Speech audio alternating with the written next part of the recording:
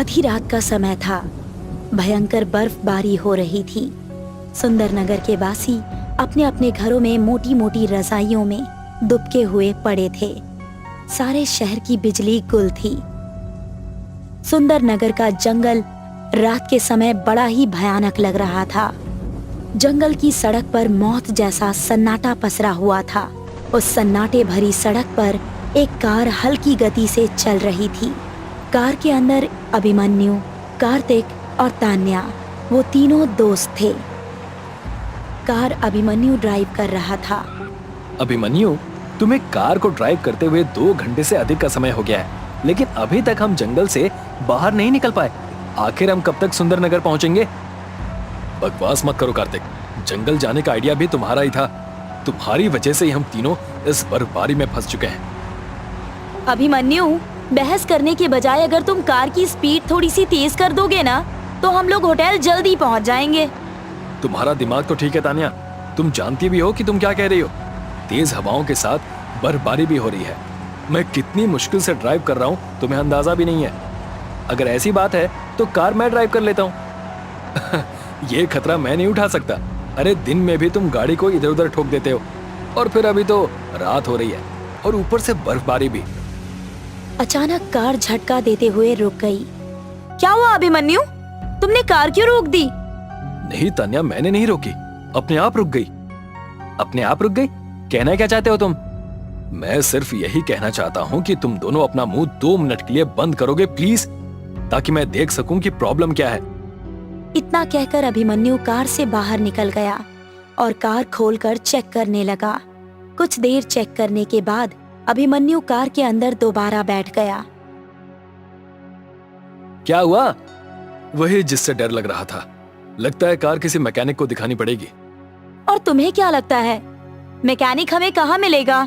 यहाँ पर तो सिवाय बड़े बड़े पेड़ पत्तों और बर्फ के अलावा कुछ भी नजर नहीं आ रहा। हमें तो ये भी नहीं पता चल रहा कि सुंदरनगर यहाँ से कितनी दूर है। तो क्या हमें सारी रात इस कार में ही गुजारनी पड़ेगी? यही सोच सोच कर तो मेरा दिमाग खराब हो रहा है। हम रात इस कार में नहीं बिता सकते। ये जंगली इलाका है, बर्फबारी हो रही है, और मैंने सुना है कि यहाँ के जंगली जानवर बहुत खतरनाक हैं। इतना कहकर अभिमन्यु कार से बाहर निकला। अचानक अभिमन्यु की निगाह सामने बनी एक बहुत बड़ी और पुरानी हवेली पर पड़ी। हवेली को देखकर अभिमन्यु कार के अंदर झांकते हुए बोला, टेंशन मत लो दोस्तों, हमें रात गुजारने के लिए ठिकाना मिल गया। तान्या और कार्तिक कार के बाहर निकल आए। तान्या सामने बनी पुरानी हवेली को बहुत गौर से देखती हुई बोली, ये तो बहुत पुरानी बनी हुई हवेली लगती है। मुझे नहीं लगता यहाँ कोई रहता होगा। क्या फर्क पड़ता है तान्या कि वहाँ कोई रहता हो या ना रहता हो? हमें तो बस रात गुजारनी है। एक काम करते हैं, हम तीनों वहाँ चलते हैं और लकड़ियाँ जलाकर आग जला लेते हैं। वो तीनों अपनी कार को वहीं छोड़कर धीरे धीरे कदमों से उस हवेली की ओर बढ़ गए। अभिमन्यु, कार्तिक और तान्या तीनों कॉलेज के दोस्त थे। वो तीनों एडवेंचर के शौकीन थे। वो तीनों जंगल के काफी अंदर तक निकल गए और फिर रास्ता भटक गए। कुछ देर पैदल चलने के बाद वो तीनों हवेली के सामने खड़े हुए थे। दूर से देखने में तो ये हवेली नजर आती है अभिमन्यु, लेकिन ये तो कोई बहुत पुराना महल मालूम पड़ता है। तुम बिल्कुल सही कह रही हो तान्या, ये कोई हवेली नहीं बल्कि एक महल है, जो कि अब खंडहर में बदल चुका है। इस महल के आसपास तो देखो, यहाँ तो मोटी मोटी और लंबी झाड़ियों ने अपना बसेरा बना रखा है। आखिर तुम दोनों को इस बात से क्या फर्क पड़ता है? अरे ये हवेली हो या महल, हमें बस रात गुजारनी है। चलो अंदर चलते हैं। मुझे लगता है अंदर हमें काफी लकड़ी मिल जाएगी। तभी उन तीनों के कानों में झाड़ियों में से किसी के कदमों की सरसराहट की आवाज टकराई। उन तीनों ने देखा कि कोई अजीब सी दिखने वाली औरत उन तीनों के पास ही आ रही थी। उस औरत को देखकर तान्या और कार्तिक को अजीब सा महसूस होने लगा। वो औरत उन तीनों को अजीब सी नजरों से घूरती हुई बोली, तुम तीनों कौन हो और इस महल के बाहर क्या कर रहे हो? हम तीनों दिल्ली शहर के रहने वाले हैं। सुंदरवन घूमने के लिए आए थे। आज हमारा जंगल घूमने का मूड बना और वापसी में हम रास्ता भटक गए। अचानक रात में बर्फबारी होने लगी और हमारी कार खराब हो गई। हमें रात गुजारने के लिए कोई ठिकाना चाहिए। और कहीं तुम्हारे दिमाग में ये विचार तो नहीं आया कि रात इस महल के अंदर गुजार लेनी चाहिए? आप तो काफी समझदार मालूम होती हैं। आपने बिल्कुल सही कहा, हम इसी इरादे से यहाँ पर आए हैं। मूर्ख, ये महल नहीं बल्कि एक भूल भुलैया है। अगर गलती से भी इस महल के अंदर प्रवेश कर गए तो दोबारा इस दुनिया की शक्ल कभी नहीं देख पाओगे। तुम कहना क्या चाहती हो? इस महल में मंजुलिका का राज है। अगर गलती से भी कोई इंसान इस महल के अंदर चला जाता है तो वो कभी जीवित वापस नहीं आता। मंजुलिका उस इंसान की आत्मा तक अपने वश में कर लेती है। क्या बकवास कर रही हो तुम? तुम्हें लगता है हम तुम्हारी बात पर विश्वास करेंगे? ये सब घिसी पिटी पुरानी बातें हैं। हमने बहुत सारी फिल्मों में ये सब होते हुए देखा है। समझाना मेरा काम था। मेरी बात को मानना ना मानना ये तुम्हारे ऊपर निर्भर करता है। इस महल के अंदर जाने से पहले आसपास एक बार निगाह दौड़ा लो। यहाँ तुम्हें सन्नाटे और वीराने के अलावा कुछ नहीं मिलेगा। इतना कहकर वो औरत बड़ी फुर्ती से उन तीनों की आंखों के सामने से ओझल हो गई। अभिमन्यु, कार्तिक और तान्या ने उस औरत की बात पर कोई ध्यान नहीं दिया। वो तीनों उस महल के अंदर प्रवेश कर गए। उन तीनों ने देखा कि वो महल अंदर से काफी बड़ा था। उस महल के अंदर काफी बड़े बड़े कमरे बने हुए थे जिनमें अभी भी बहुत सी सुख सुविधाओं की वस्तुएं रखी हुई थी। तभी अचानक अभिमन्यु की नजर उस महल के एक दरवाजे पर पड़ी। उस कमरे के अंदर हल्की हल्की रोशनी आ रही थी। अजीब बात है, सारी हवेली में अंधेरा छाया हुआ है और उस कमरे के अंदर से रोशनी आ रही है, जैसे कि वहां पर कोई मशाल या बहुत सारी मोमबत्तियां जल रही हों। अभिमन्यु, कहीं उस औरत की बात सच ना हो। पागल तो नहीं हो गई? तुमने उस औरत की हालत नहीं देखी? मुझे तो वो कोई पागल औरत लग रही थी। चलो चलकर देखते हैं। हो सकता है कि इस टूटे फूटे महल का ओनर इसी महल में रहता हो। इतना कहकर अभिमन्यु उस कमरे की ओर बढ़ गया। सच तो ये था कि कार्तिक और तान्या अंदर से थोड़े डरे हुए थे। मजबूरी में उन दोनों को भी अभिमन्यु के साथ आगे आना पड़ा। अभिमन्यु बड़ी फुर्ती के साथ उस कमरे के अंदर प्रवेश कर गया, मगर कमरे का दृश्य देखकर अभिमन्यु की आंखें हैरत से फटी की फटी रह गई। उसने देखा कि एक महिला बहुत महंगी साड़ी पहनी हुई एक सोफे पर आंखें बंद किए हुए बैठी थी। उसके आसपास बहुत महंगे महंगे कैंडल स्टैंड रखे हुए थे। अचानक उस सुंदर महिला ने अपनी आंखें खोल ली। वो कार्तिक, अभिमन्यु और तान्या की ओर देखकर रहस्यमयी मुस्कान के साथ बोली, तुम तीनों कौन हो? सवाल ये नहीं है कि हम तीनों कौन हैं, सवाल ये है कि तुम कौन हो और इस महल में अकेली क्या कर रही हो? और वो भी इस खंडरनुमा महल में? अजीब बात है, तुम मेरे ही महल में आकर मुझसे पूछ रहे हो कि मैं कौन हूँ, जबकि बताना तुम्हें चाहिए कि तुम कौन हो। लेकिन फिर भी तुम्हारे पूछने पर मैं तुम्हें बता देती हूँ कि मेरा नाम। अचानक वो महिला बोलते हुए रुक गई और धीरे धीरे कदमों से उठकर उन तीनों के करीब आकर खड़ी हो गई। बाहर बहुत सर्दी है और तुम तीनों भूखे भी मालूम पड़ते हो। सामने आतिशदान में जो लकड़ियां रखी हुई हैं, उन्हें जला लो और अपने शरीर को गर्म कर लो। उसके बाद आराम से बैठकर एक दूसरे के बारे में पूछताछ कर लेंगे। मैं अभी आती हूँ। इतना बोलकर वो महिला कमरे से बाहर निकल गई कि अब उन तीनों को बहुत ज्यादा ठंड लग रही थी। अभिमन्यु ने आतिशदान में रखी हुई लकड़ियां जला दी और वो तीनों आतिशदान के करीब बैठकर आग सेकने लगे।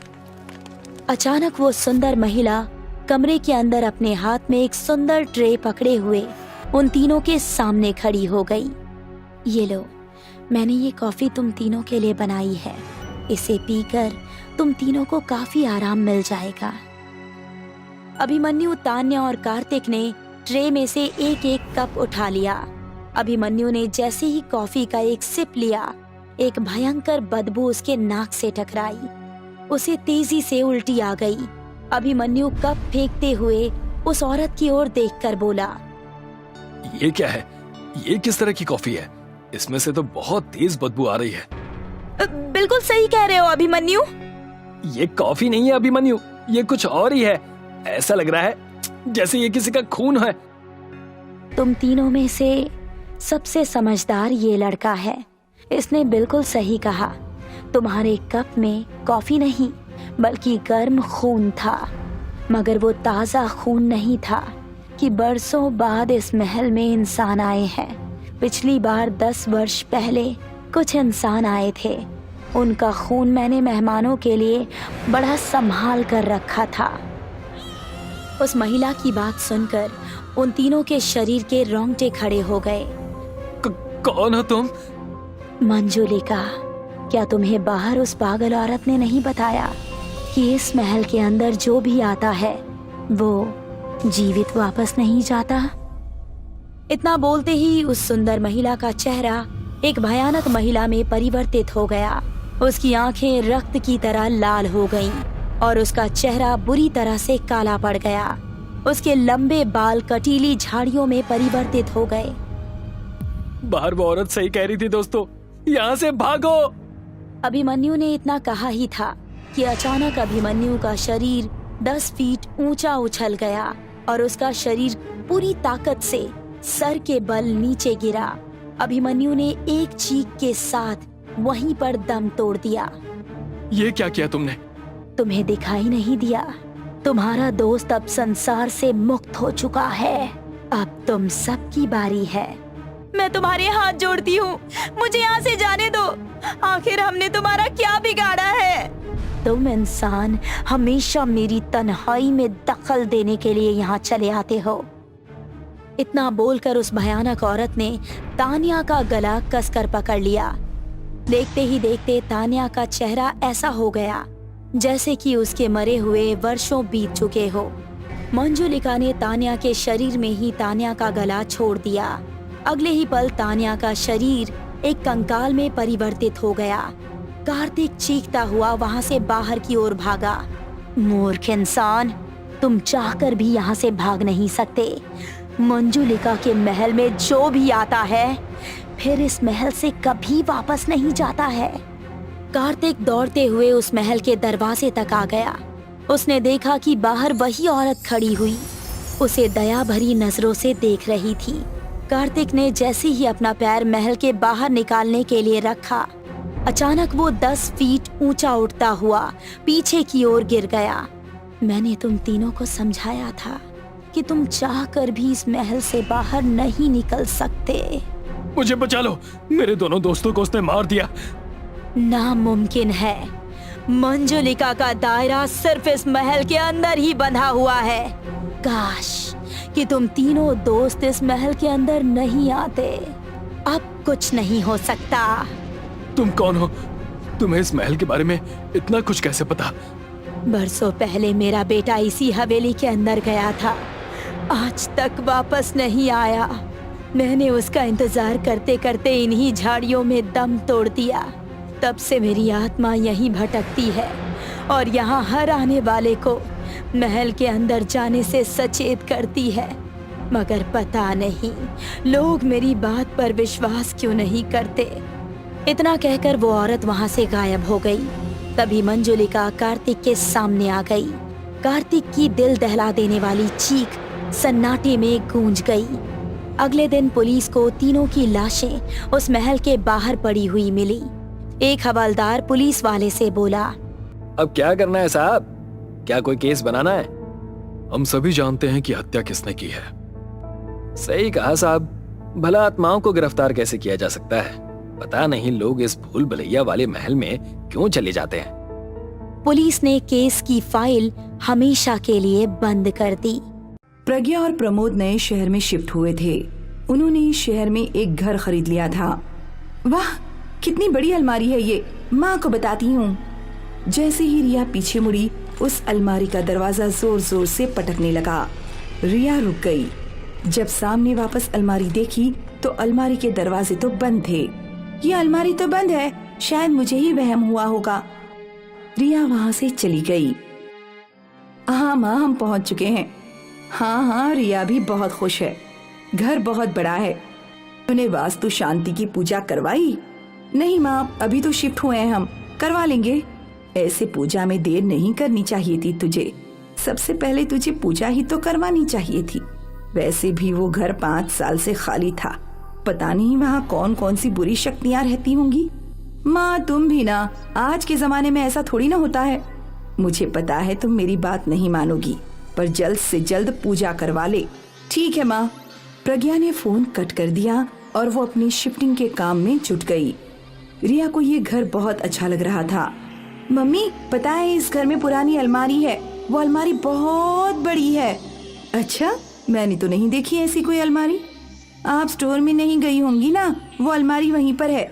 ठीक है, एक बार घर सेट हो जाए फिर वो अलमारी देखती हूँ। शिफ्टिंग करके तीनों थक गए थे। रिया आज तो इसी कमरे में सो जा, कल तेरा रूम साफ कर दूंगी। ठीक है माँ। रिया अपनी मम्मी पापा के साथ सो गई। अचानक आधी रात को रिया उठकर चलने लगी। वो सीधे स्टोर रूम में गई और अलमारी के सामने खड़ी हो गई। यहाँ प्रज्ञा की भी नींद खुली। रिया! प्रज्ञा रिया को ढूंढते हुए बाहर आई तो उसने देखा कि स्टोर रूम का दरवाजा खुला था। प्रज्ञा स्टोर रूम के अंदर गई।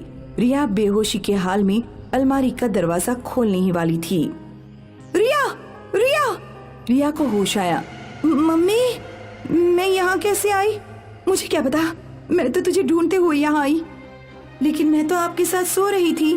हाँ, मैं भी तो वही कह रही हूँ। जाने दो, चलो। प्रज्ञा रिया को वापस अपने कमरे में ले गई। अगले दिन प्रज्ञा ने रात की ये बात प्रमोद को बताई। हो सकता है रिया को रात में चलने की बीमारी हो। अब तक तो नहीं थी, अचानक कहाँ से होगी? तो क्या हो सकता है?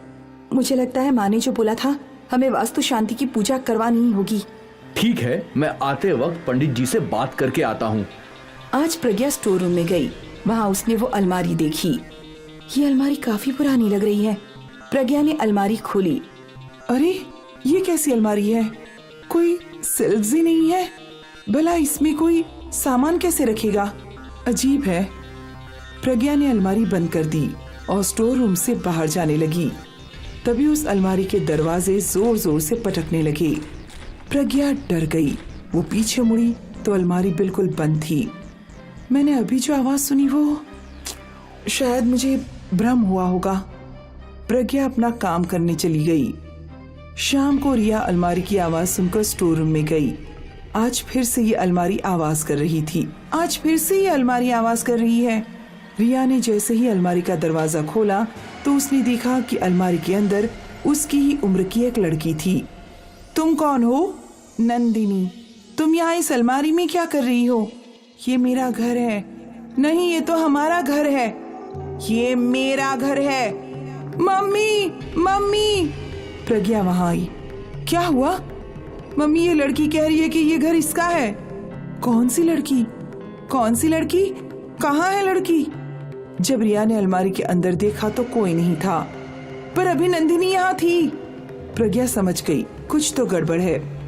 उस शाम जब प्रमोद पंडित को घर लाया तो प्रज्ञा ने उन्हें उस अलमारी के बारे में सब कुछ बता दिया। पंडित जी ने अलमारी देखी। इस अलमारी के दरवाजे पटकते रहते हैं और रिया अक्सर इस अलमारी के पास होती है। जरूर, अलमारी में कोई बुरी शक्ति है। कल ब्रह्म मुहूर्त में हम इस अलमारी को बंद कर देंगे और अष्टाधिक बंधन से बांध देंगे। ठीक है पंडित जी। प्रज्ञा और प्रमोद ने पंडित जी से आशीर्वाद लिया और वो वहां से चले गए। इस रात जब सब सो रहे थे तो अचानक अलमारी का दरवाजा खुला। सारे घर की लाइट्स बंद चालू होने लगी।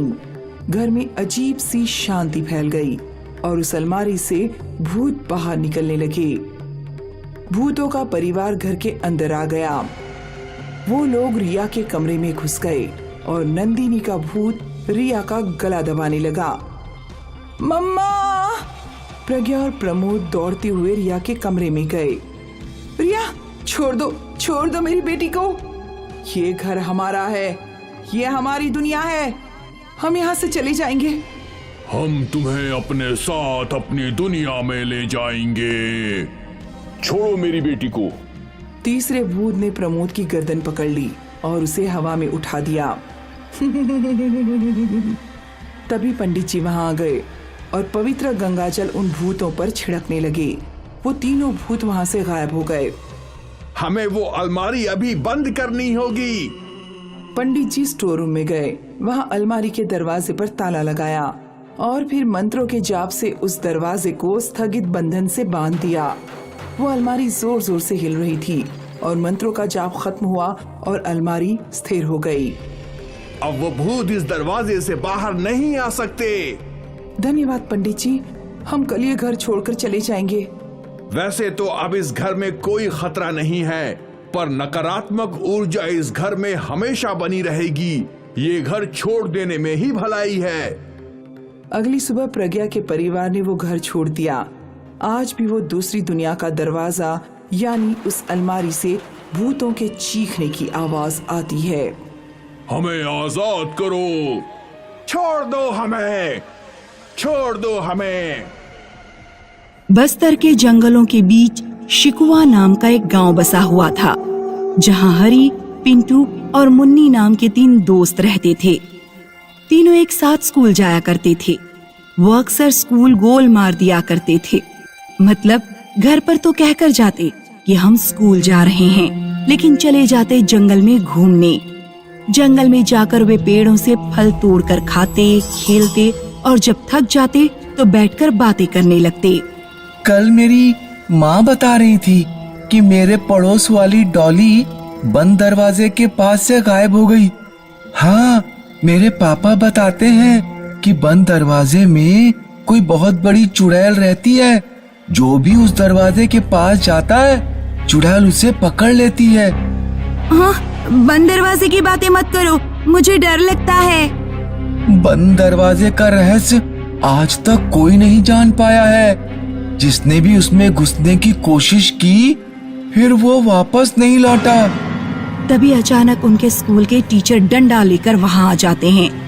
अच्छा, तो तुम तीनों स्कूल गोल मार रहे हो, अभी बताता हूँ तुम्हें। हरी, पिंटू और मुन्नी टीचर के डर से वहाँ से भाग जाते हैं। टीचर उनके पीछे आता है। वे तीनों दौड़ते दौड़ते बंद दरवाजे के पास पहुँच जाते हैं। पिंटू ठोकर खाकर गिर पड़ता है। हरी और मुन्नी आगे निकल जाते हैं।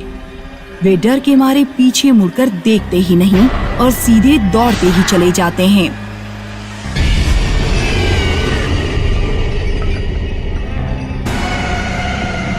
अगले दिन गांव में किसी औरत के रोने की आवाज सुनाई देने लगी।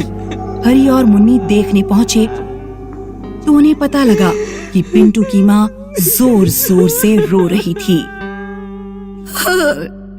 मेरा बेटा पिंटू गायब हो गया है, कोई तो उसे वापस लेकर आओ। हरी और मुन्नी को ये जानकर बहुत दुख हुआ कि पिंटू को बंद दरवाजे के भूत ले गए। हम अपने दोस्त को वापस लाकर रहेंगे। लेकिन कैसे?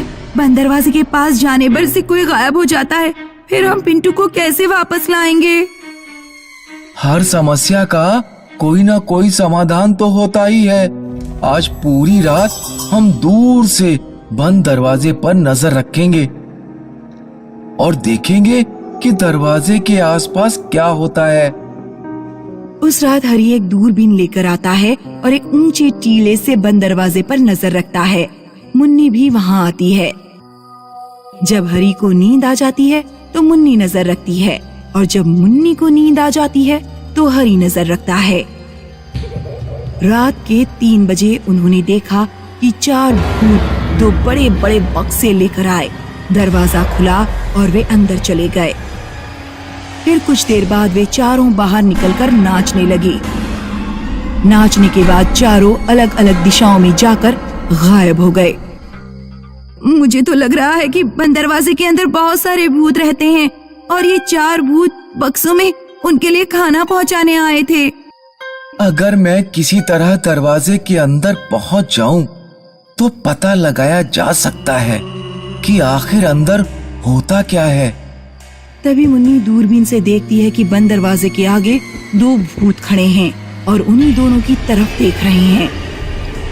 भूत दौड़ते हुए मुन्नी और हरी की तरफ आने लगे। भागो!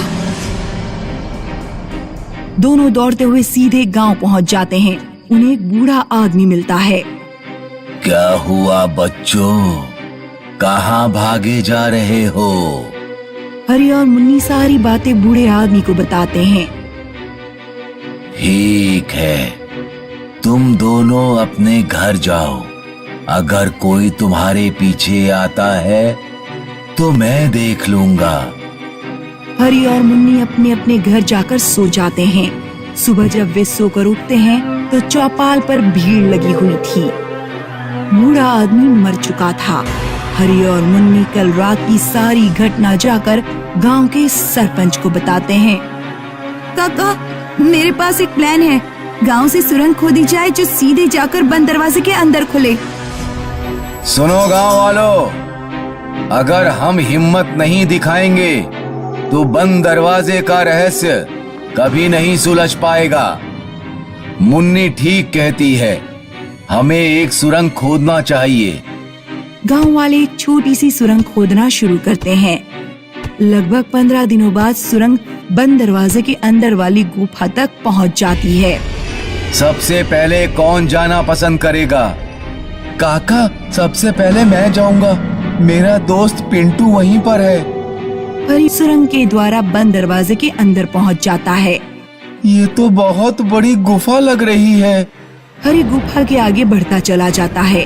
वहाँ बहुत सारी खोपड़ियाँ पड़ी हुई थीं। तभी अचानक एक भूतनी हरी के ऊपर कहीं से झपट पड़ती है। हरी तुरंत चाकू निकालकर भूतनी की गर्दन पर रख देता है। नहीं नहीं, मुझे मत मारना।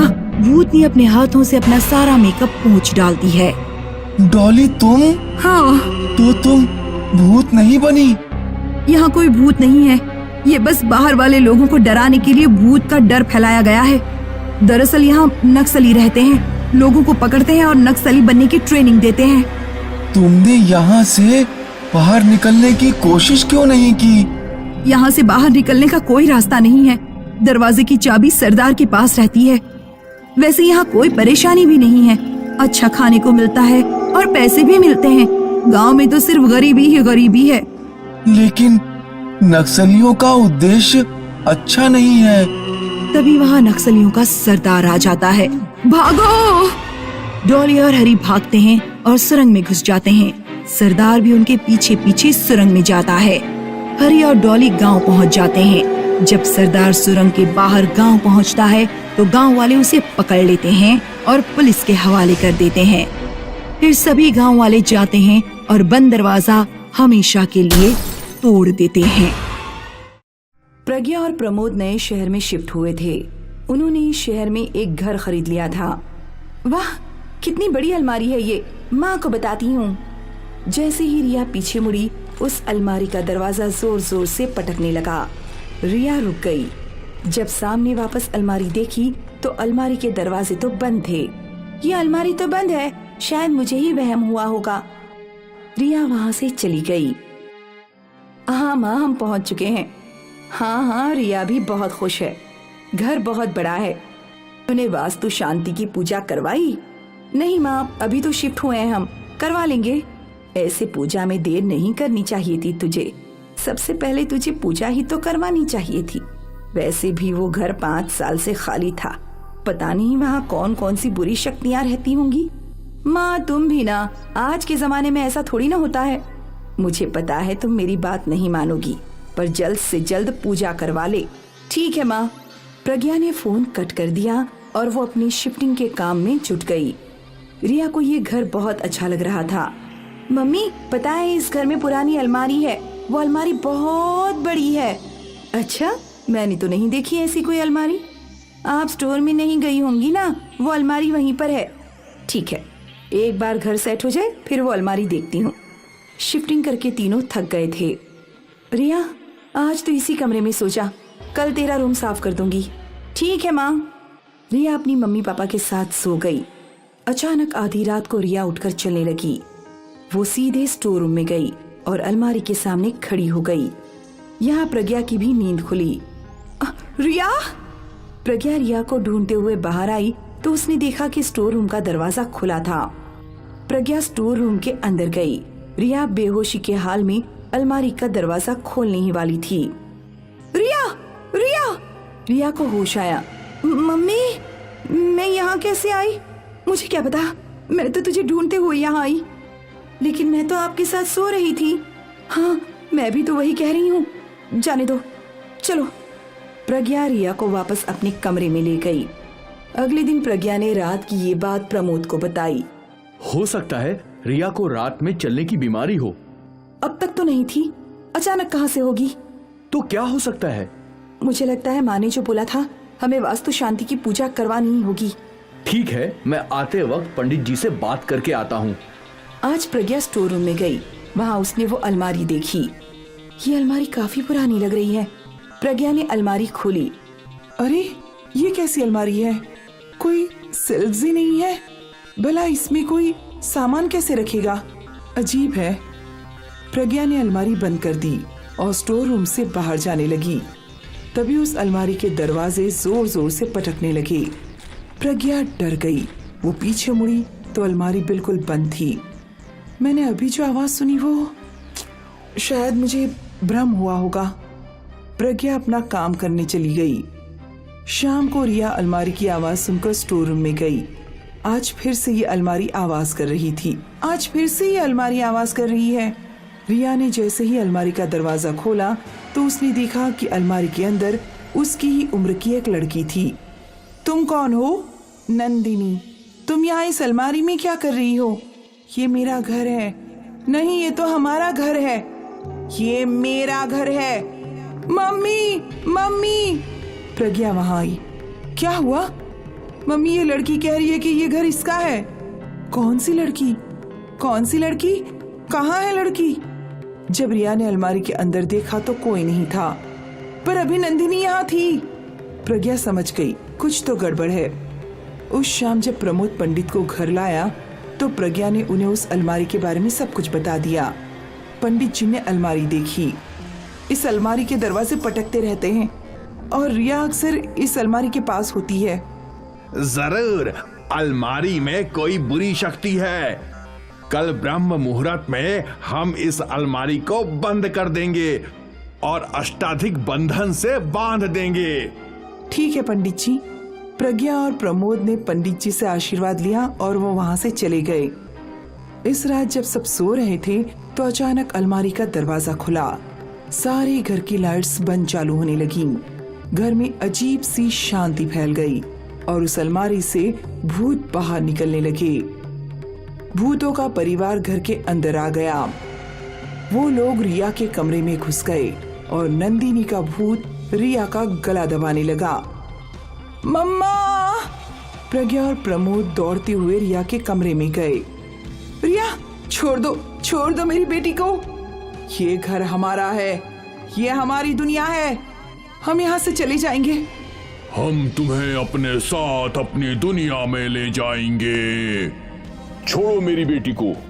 तीसरे भूत ने प्रमोद की गर्दन पकड़ ली और उसे हवा में उठा दिया। तभी पंडित जी वहां आ गए और पवित्र गंगाजल उन भूतों पर छिड़कने लगे। वो तीनों भूत वहां से गायब हो गए। हमें वो अलमारी अभी बंद करनी होगी। पंडित जी स्टोर रूम में गए। वहां अलमारी के दरवाजे पर ताला लगाया और फिर मंत्रों के जाप से उस दरवाजे को स्थगित बंधन से बांध दिया। वो अलमारी जोर जोर से हिल रही थी और मंत्रों का जाप खत्म हुआ और अलमारी स्थिर हो गई। अब वो भूत इस दरवाजे से बाहर नहीं आ सकते। धन्यवाद पंडित जी, हम कल ये घर छोड़कर चले जाएंगे। वैसे तो अब इस घर में कोई खतरा नहीं है, पर नकारात्मक ऊर्जा इस घर में हमेशा बनी रहेगी। ये घर छोड़ देने में ही भलाई है। अगली सुबह प्रज्ञा के परिवार ने वो घर छोड़ दिया। आज भी वो दूसरी दुनिया का दरवाजा यानी उस अलमारी से भूतों के चीखने की आवाज आती है। हमें आजाद करो, छोड़ दो हमें, छोड़ दो हमें।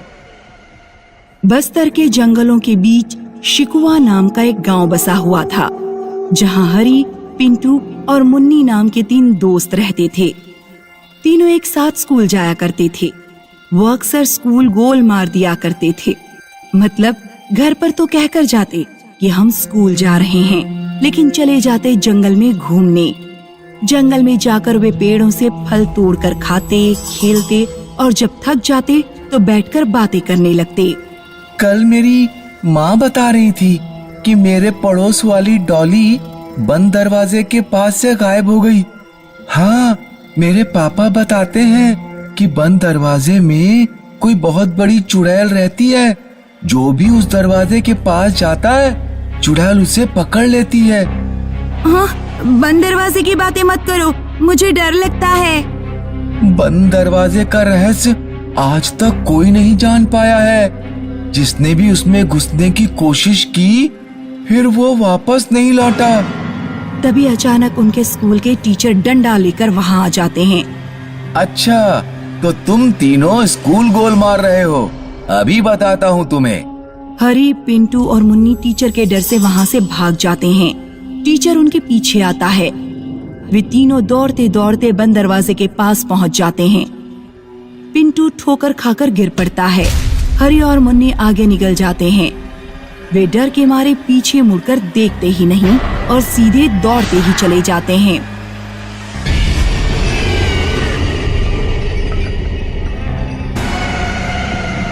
अगले दिन गांव में किसी औरत के रोने की आवाज सुनाई देने लगी। हरी और मुन्नी देखने पहुंचे तो उन्हें पता लगा कि पिंटू की माँ जोर जोर से रो रही थी। मेरा बेटा पिंटू गायब हो गया है, कोई तो उसे वापस लेकर आओ। हरी और मुन्नी को ये जानकर बहुत दुख हुआ कि पिंटू को बंद दरवाजे के भूत ले गए। हम अपने दोस्त को वापस लाकर रहेंगे।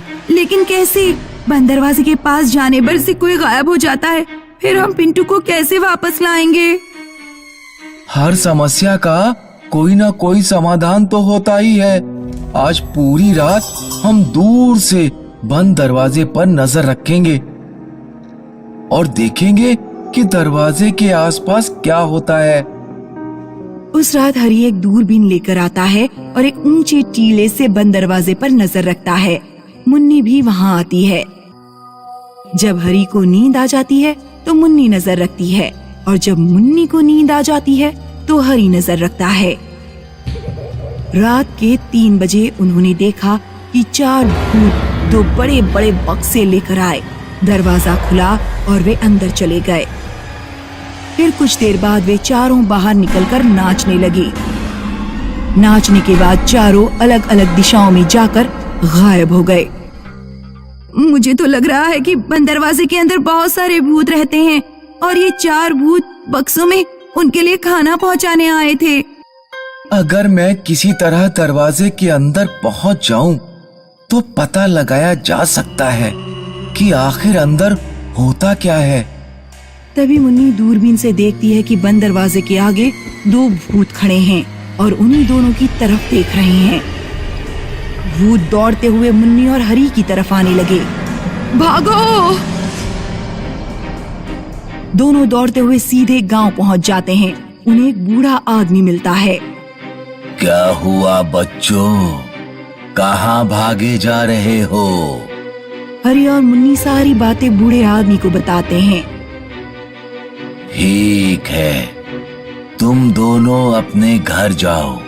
अगर कोई तुम्हारे पीछे आता है तो मैं देख लूंगा। हरी और मुन्नी अपने अपने घर जाकर सो जाते हैं। सुबह जब वे सोकर उठते हैं तो चौपाल पर भीड़ लगी हुई थी। बूढ़ा आदमी मर चुका था। हरी और मुन्नी कल रात की सारी घटना जाकर गांव के सरपंच को बताते हैं। काका, मेरे पास एक प्लान है। गांव से सुरंग खोदी जाए जो सीधे जाकर बंद दरवाजे के अंदर खुले। सुनो गांव वालों, अगर हम हिम्मत नहीं दिखाएंगे तो बंद दरवाजे का रहस्य कभी नहीं सुलझ पाएगा। मुन्नी ठीक कहती है, हमें एक सुरंग खोदना चाहिए। गांव वाले एक छोटी सी सुरंग खोदना शुरू करते हैं। लगभग 15 दिनों बाद सुरंग बंद दरवाजे के अंदर वाली गुफा तक पहुंच जाती है। सबसे पहले कौन जाना पसंद करेगा? काका, सबसे पहले मैं जाऊंगा। मेरा दोस्त पिंटू वहीं पर है। हरी सुरंग के द्वारा बंद दरवाजे के अंदर पहुंच जाता है। ये तो बहुत बड़ी गुफा लग रही है। हरी गुफा के आगे बढ़ता चला जाता है। वहाँ बहुत सारी खोपड़ियाँ पड़ी हुई थीं। तभी अचानक एक भूतनी हरी के ऊपर कहीं से झपट पड़ती है। हरी तुरंत चाकू निकालकर भूतनी की गर्दन पर रख देता है। नहीं नहीं, मुझे मत मारना। भूतनी अपने हाथों से अपना सारा मेकअप पोंछ डालती है। डॉली तुम?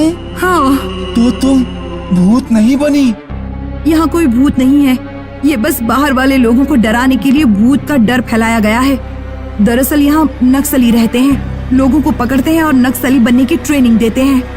तुमने यहाँ से बाहर निकलने की कोशिश क्यों नहीं की? यहाँ से बाहर निकलने का कोई रास्ता नहीं है। दरवाजे की चाबी सरदार के पास रहती है। वैसे यहाँ कोई परेशानी भी नहीं है। अच्छा खाने को मिलता है और पैसे भी मिलते हैं। गांव में तो सिर्फ गरीबी ही गरीबी है। लेकिन नक्सलियों का उद्देश्य अच्छा नहीं है। तभी वहाँ नक्सलियों का सरदार आ जाता है। भागो! डॉली और हरी भागते हैं और सुरंग में घुस जाते हैं। सरदार भी उनके पीछे पीछे सुरंग में जाता है। हरी और डॉली गांव पहुंच जाते हैं। जब सरदार सुरंग के बाहर गांव पहुंचता है तो गांव वाले उसे पकड़ लेते हैं और पुलिस के हवाले कर देते हैं। फिर सभी गांव वाले जाते हैं और बंद दरवाजा हमेशा के लिए तोड़ देते हैं।